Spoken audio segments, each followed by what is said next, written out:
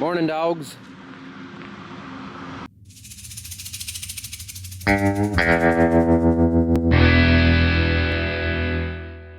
really hoping to get a bunch of acres of fertilizer ground covered today and run that strip tiller a bunch. Morning. Got that mark just in time. He's out I see that. already. I figured you knew he was coming. Well, they told me by 9, but I don't think it's 8:30 yet, is it? No. I'm afraid it's not going to seal good. Well, let's go look at those strips. We'll see what you think. It's lumpy because it's so wet. It is. It's lumpy. This should be one of the wetter parts of this field. Should be. I don't know. The hill will go good. Yeah, the hill should go really good.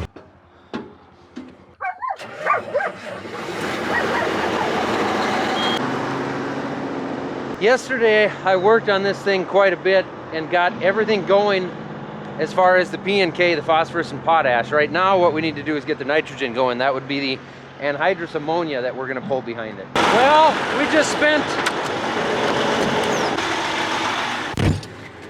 about an hour and a half on it and cannot get it going. The valves are working, the butterfly valves on the cooler on the system that controls it. I hope what we have going on is a plugged screen or plugged filter or strainer. Same thing.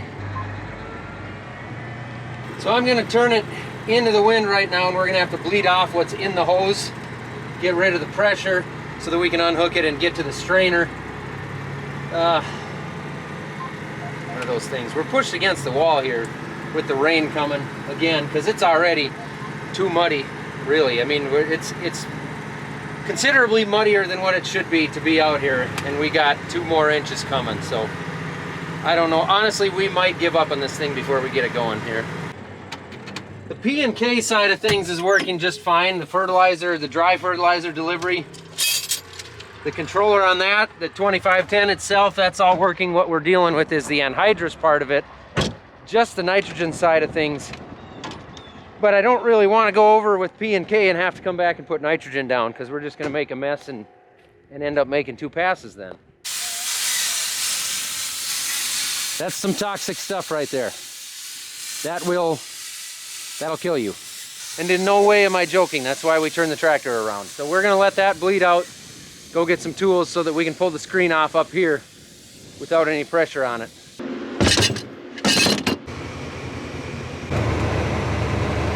Now it's still bleeding off a little bit because there's bleeder valves on this end too. You can't see it anymore, but I can hear it.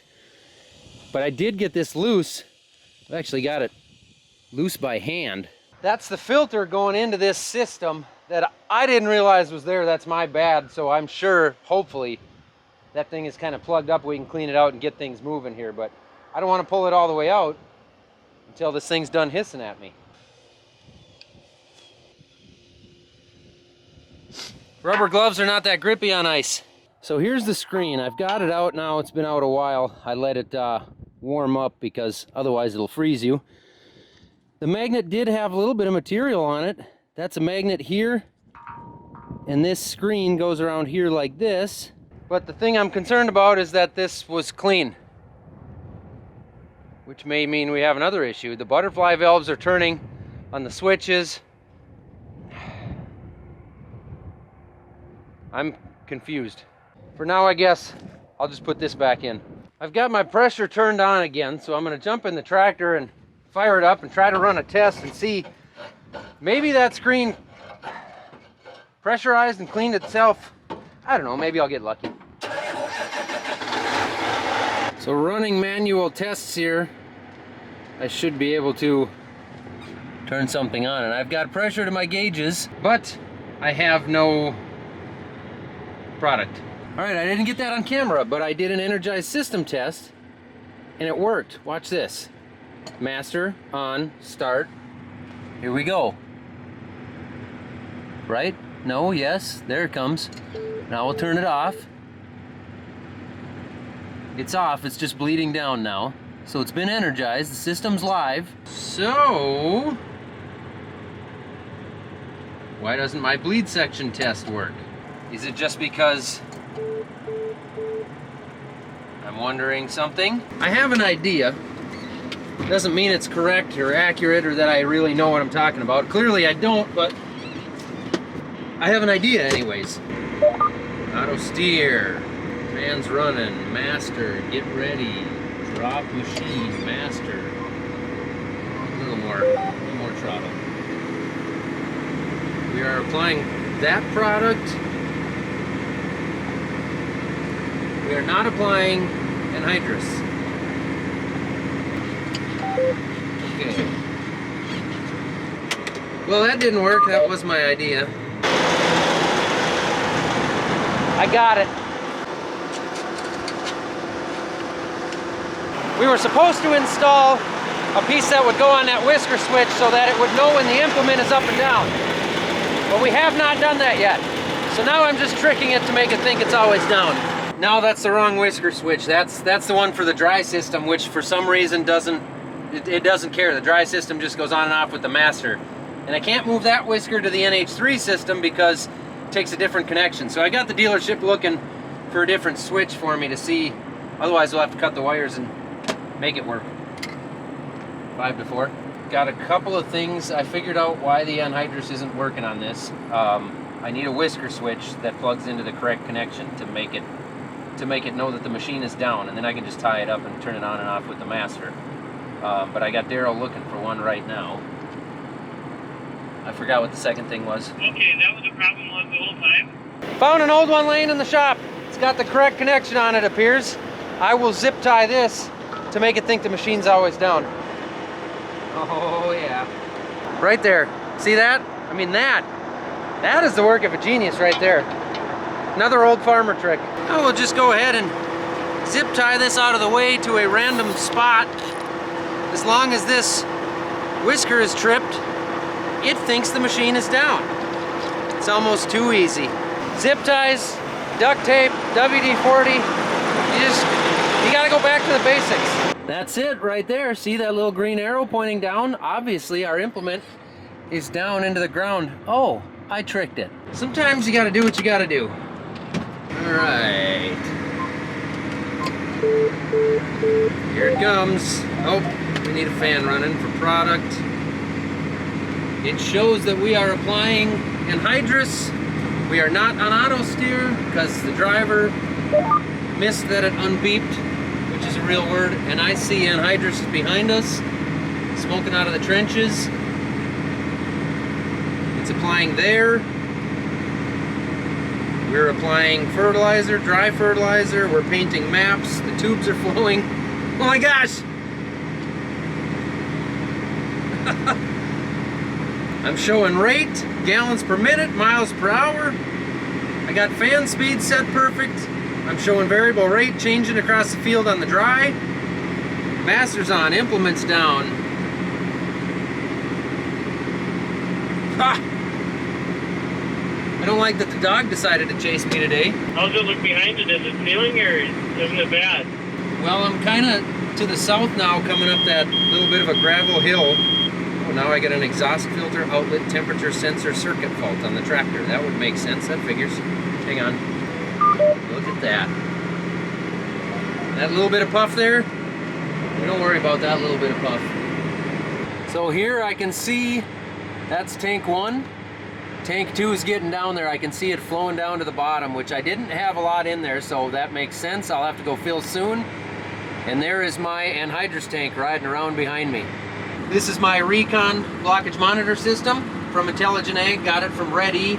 I can see every row and know that it's flowing the average amount of fertilizer that it should be. You can see the ups and downs. I'm still learning a little bit on that, but as long as all these bars are green, I know that I'm flowing roughly what I'm supposed to be flowing. I can see it on there as well, on the monitor down there. That's my dry. I got my liquid on here, so that's my 2 dry products. This is my nitrogen. I'm excited.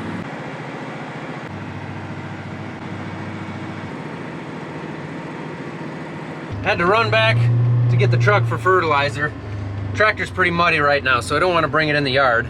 And we've got a drier field approach that the truck will go in and out, so time to top off and go to town and really make some acres happen.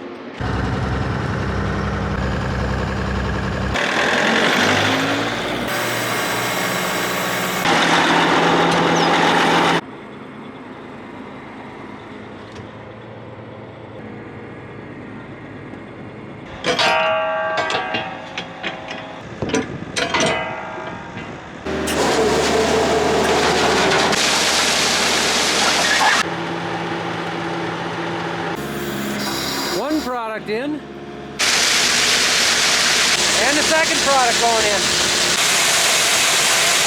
And that is 2 products full. Well, now that I finally got this machine of beauty and frustration up and running, there's only one final touch. You know what that makes me think about? The fact that Onyx ran his little 4-wheeler out of gas back there in the field and he still hasn't come to get it. But other than that, freedom. Back to work, plus I'm hungry.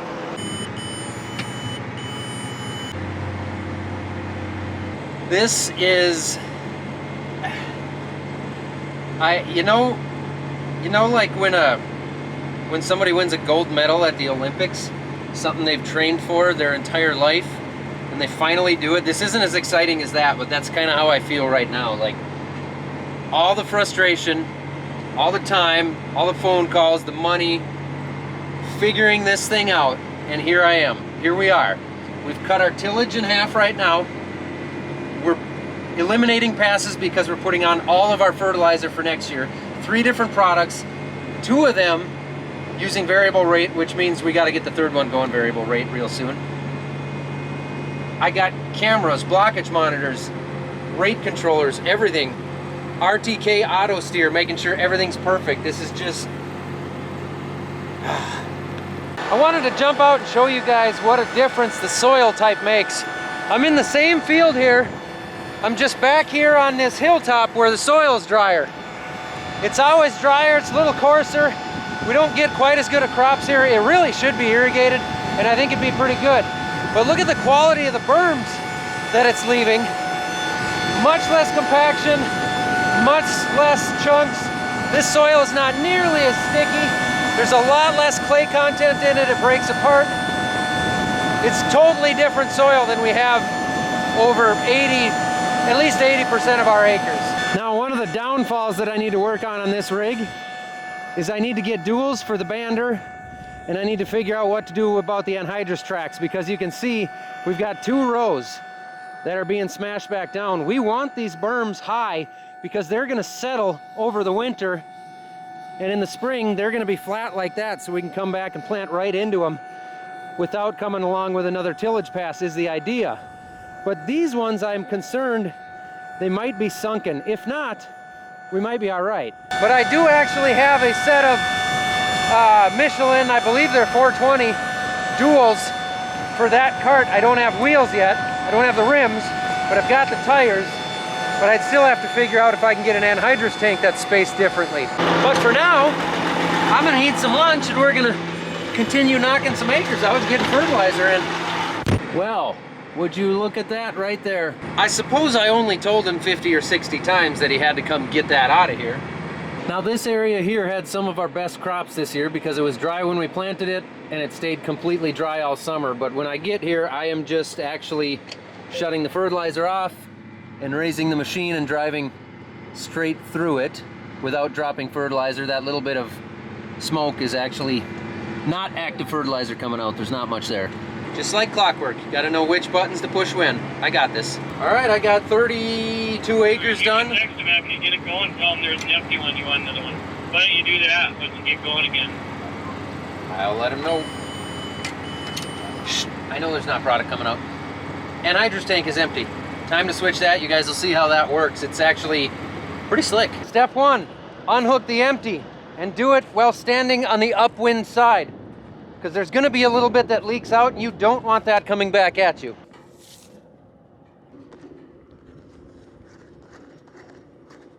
So we're shutting off the valve from the tank and the valve coming down the hose from the machine.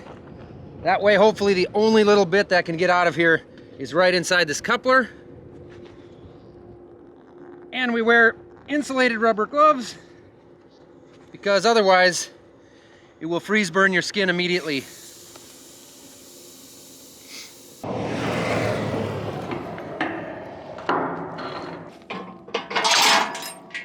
Now the really cool part, made much easier by just a little bit of technology. There's my full tank, so I will move up and back up to that, but I'm gonna use that camera right there to help me. So between looking out the back window and looking at that camera, I can tell how far away I need to be. This actually backs up not too bad once those caster wheels on that cart turns. And then I'll show you exactly what the trick is for getting that hitch lined up in the back. It's pretty cool. But I do need my fan on for it. And now I've got hydraulic power to this winch, which acts as a hitch. Parked a little farther away than I needed to.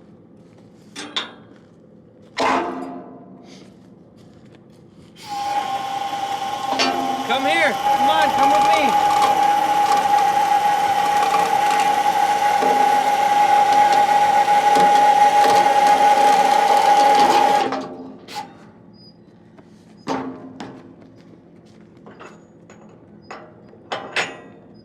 That's pretty dang slick, huh?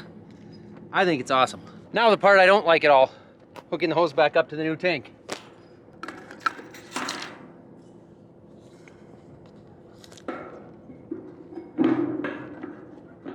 And tight. What percentage we at here? About 85? Now crack it open slowly. Make sure we're sealed. There we go. I felt everything pressurized, so should be good. Now we just switch our hydraulic back to noise. One hand again. I need two hands! I am having a fantastic day here after I got things figured out. This is awesome. Even though I got a little mud on my tractor, I'm doing okay.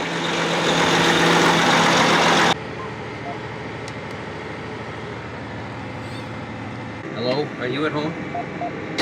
Any chance you could run and get me out at the field here? I'm just farther from the house now. All right, bye. Well, everything was going well. Holy crap, that's a wet turn around the wrong spot. I got a couple applicators in the center that are plugged, so there's no anhydrous coming through them. I happened just to see it when I turned it on, setting it down at the end, and wondered about it, and sure enough, they are plugged, so I've got to go get something to get up in there to kind of poke them out and reopen it. They're plugged with mud. I hope the internet doesn't think you actually drive a Buick. Oh God, that would be pretty bad, huh? The old Ranger sure comes in handy when you got to go back and forth from here to the yard with tools all the time. I've got the line removed here to make dang sure it's not going to pressurize anything, but this is the little hole that we need to have open. I think there's like a little rock or a pebble stuck in here, so what I did was actually create my own new hole here using this tool. And now I think it's open. If I go from the top, there, I can see that, so it's open. Nothing to it, it's just extremely annoying and takes more time. Well, one of them's open, the second one is not. Just when you think you're having a good day. Now I've spent an hour on this. Dad's across the road over here. He's got 100 acres done in the last few hours. I've got 31.7. And I got 2 rows all the way across that 31 acres that didn't get nitrogen. I'm suddenly not in nearly as good of a mood. But now I'm done screwing around. I'm grabbing a drill and a drill bit, and I'm just punching another hole in that tube. It's a good thing I slept well last night, or I'd be grumpy. Yeah, I don't want to face this direction and do a test. But if this doesn't work, then there's got to be a blockage farther up in the system, somewhere between that regulator tower and the end. The good news is I put a few hours on this tractor and driven around the field for half the day. So that's cheap. Okay, master. No shush. This. Here we go.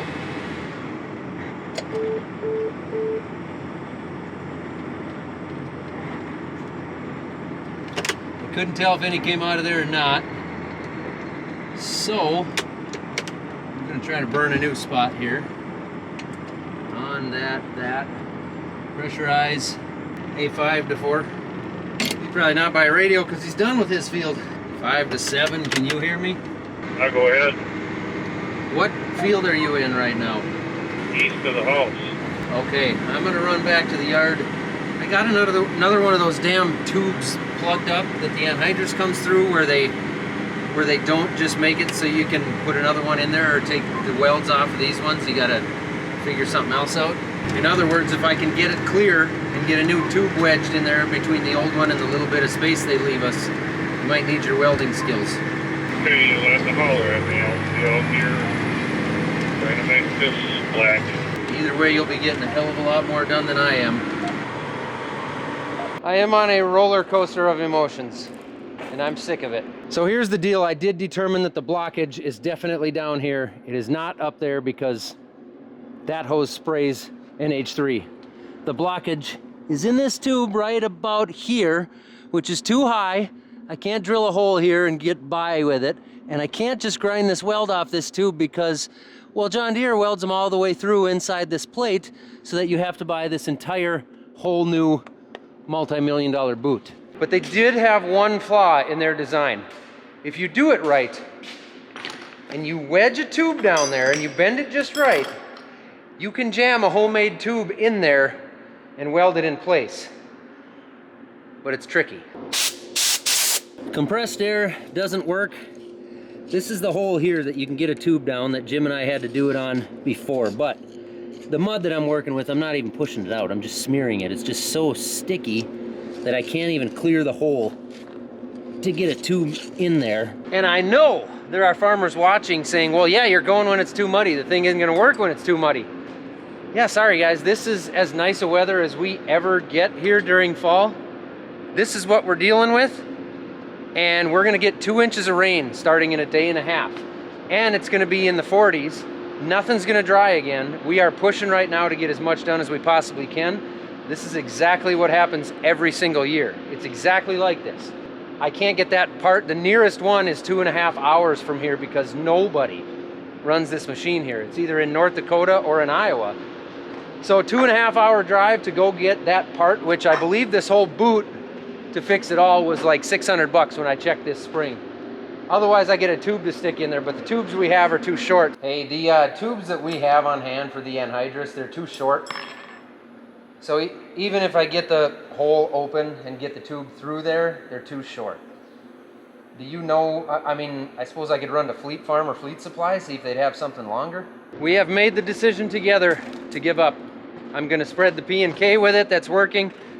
We're not gonna put any anhydrous or nitrogen down with it. We'll have to deal with that later. I know there's a bunch of people screaming at me saying, well, just fix the line, just fix the tube, then you got it all going. The problem is, I know from experience that I'd fix that, and then there'd be something else. And then I'd spend a half a day fixing that, and then there'd be something else. Over and over again.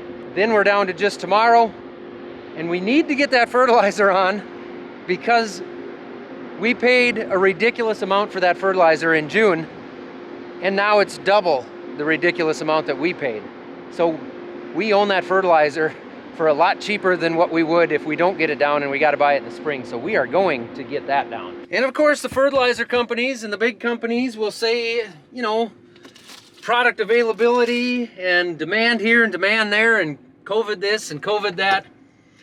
No, it's because corn prices are high. Corn prices go up, all of a sudden it looks like the farmers might make a little bit of money again. And those companies decide they're gonna take it first. I'm gonna shut the camera down now before I say anything foolish. I'd hate for you guys to know how I really feel.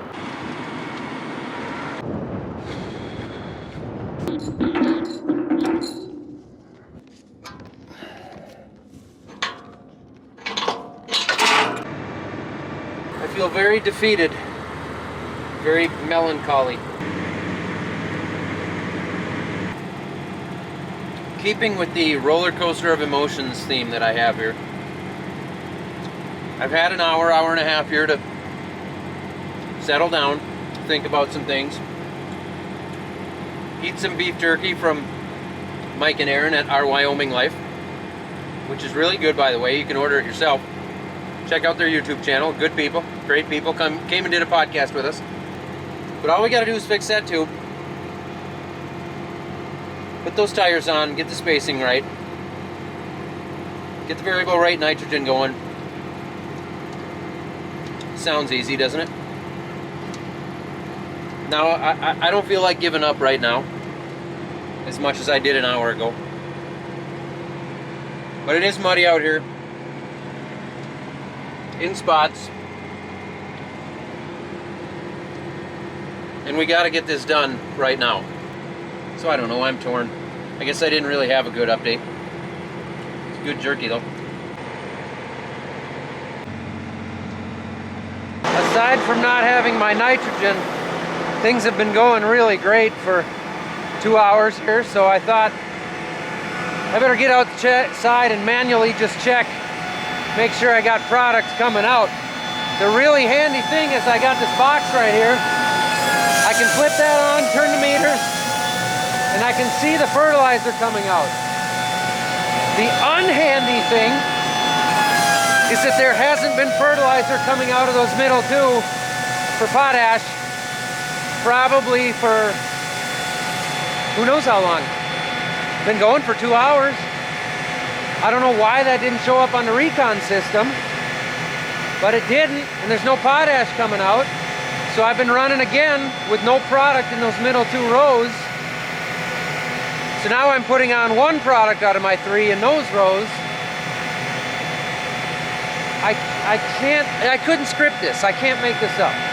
I do know there's 1 product coming through just fine, which means the blockage has to be right there. So if I shut off the pressure, now I can hear myself think, but I don't know if I can, well, we'll find out.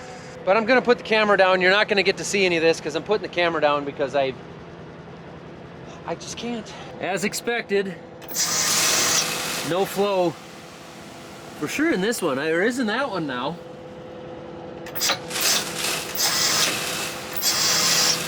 But not out of here, which is one of our center runs. There's a good reminder of humbleness and appreciativeness. Is that a word? There's no way the camera does that justice. I love working at night when there's not problems, so I'm gonna hope that there's not.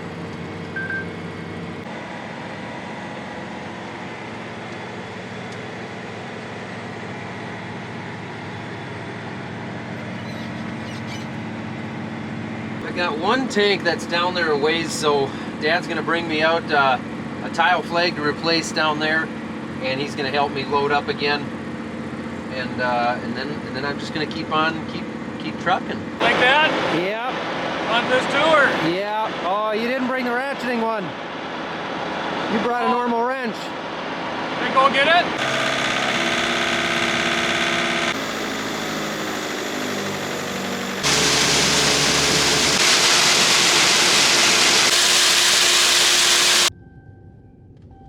Well, we're good on product for the moment, but now we've got our next issue to take care of.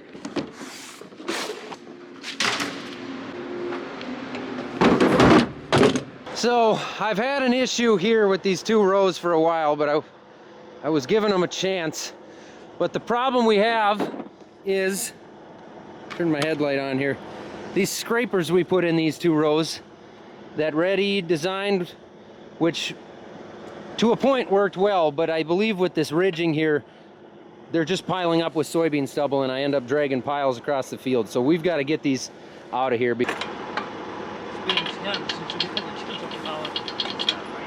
And the other rows aren't doing it, huh? No, these are the only 2 that have ever had an issue. Okay.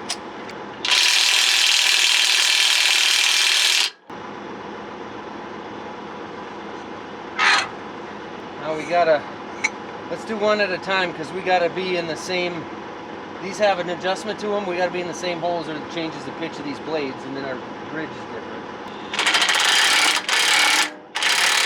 All right. Yeah, okay. Thanks. Go get John's pickup.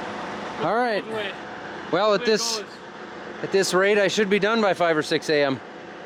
With a tank full. Yeah. Yeah. I should have enough in there now. We didn't totally fill the back tank. I should have enough for 30 acres, 40, which at this rate will take 7, 8, 9 hours. But you know what? I'm here and I'm healthy and I got supper from my lovely wife, which is about 2 hours old now and probably cold and mushy, but we're gonna be able to farm next year. It's gonna rain a little. Whatever happens, happens. I'm gonna turn on some Rage Against the Machine and work late into the night. Bye-bye now. You guys take care. I've pulled the bottoms of both meters off. Both products are flowing out of 8, 9, or 10 of the 12 rows. I've pulled the meters off, I've run them, they're clean, they flow, but they're not making it to the shanks, and it's different rows for each one. It just doesn't make any sense. The covers are sealed good, so you got good air pressure, you think? I suppose I could check. Yeah, that'd be one thing to check, I guess, but it went a few acres. I've almost done a full round. So it should have gone. I wouldn't have even known it if the blockage monitor wouldn't have told me. I would check the cover seals first.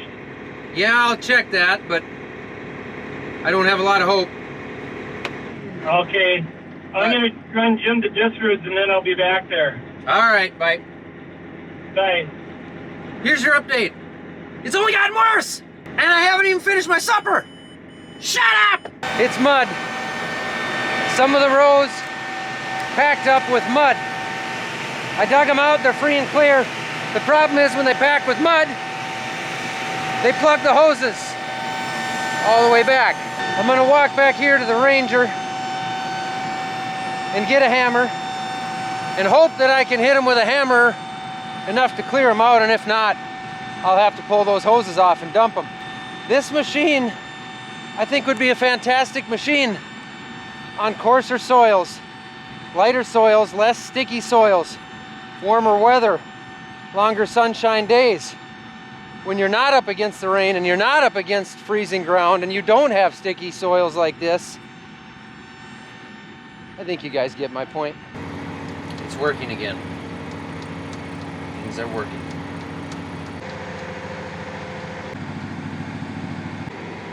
Good night, everybody. Okay, here's my final update. I've had a very frustrating day. It's very late at night. I've seen what this thing is capable of. It was pretty awesome, and since then it's been very frustrating. I went for the last hour and a half here watching the potash very closely, getting out multiple times to clean the meter and spin it over manually and make sure things were feeding, and they were. But the potash has not moved in a lot of acres, which means when I'm going, it says I'm applying and I'm not, or I'm at least not applying nearly enough. And I've had it. I want to thank everybody who has helped me get this thing going. This is a sweet rig, but it is 100% for sale. I'm done fighting it. I have way more money tied up in that than I wish I did. And not only that, but the time and the frustration that it has been over the last 2 years. I need it out of my life. I need it gone. Got a lot of good parts on it. It's a good piece. It's been gone through top to bottom. So if anybody's interested in purchasing a headache, have I got a deal for you. Here's an update to the update of the update for the updates. It is now the next morning. I got up early because I was laying in bed thinking about it. What happened was, I believe, that meter roll on the potash end, which is not uncommon, it got enough humidity in the potash, it set up, it got sticky, it ground up into powder, one of those two. I pulled the whole meter roll out, and I beat it on the tire to make sure it was knocked clear. I dug up inside to make sure nothing was stuck or bridging up inside the tank, rolled it over, it spins. But now here's what I'm doing, because we got strips all across this field where there was not any potash. I've got the machine lifted up and I'm just spreading the potash across the top. If that works, I'll come back in and fill in these gaps, but the thing is, I should be out of potash by the time I get to the end of these strips. And there's no way I'm gonna risk putting fertilizer in this machine ever again in my life. It certainly is a beautiful morning, however.